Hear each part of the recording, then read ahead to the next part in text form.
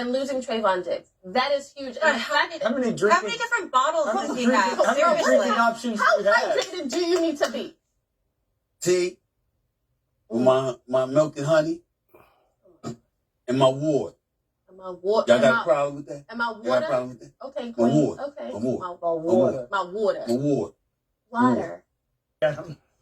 There are questions that linger, kind of what happened last week. And this is me being serious now, unfortunately. So the Wednesday Trayvon Diggs injury matters as a overall part of this conversation. You know what I'm saying?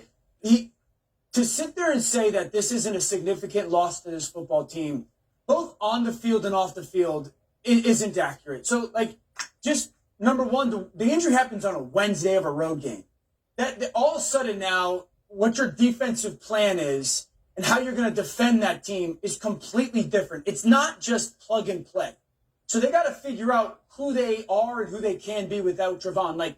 If we took Darius Slay off the Philadelphia Eagles, we're having a very different conversation about their defense. If we took a Denzel Ward off the Cleveland Browns, who have one of the best defenses in football this year, we're having a different conversation about that team. So I think it is a bad game, but we have to figure out, and Dan Quinn's got to show us who this defense is going to be without Trayvon, and then the mentality of it, because part of this is, you watch this defense play the first 2 weeks, and there was this moxie and this swagger and this almost trying to embarrass the other team, and that comes from knowing how good you are.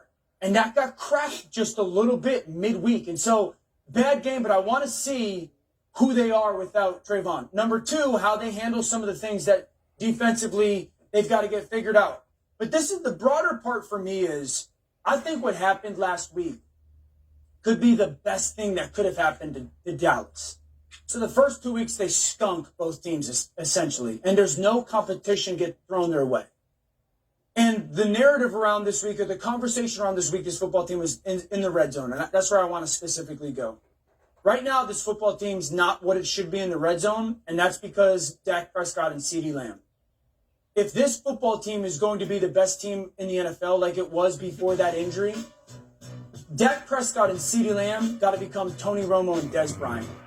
Stephen A. Kimberly. Hi, you know what I was thinking in my head? I'm like, Dan's really good analyst. Thank you. I swear.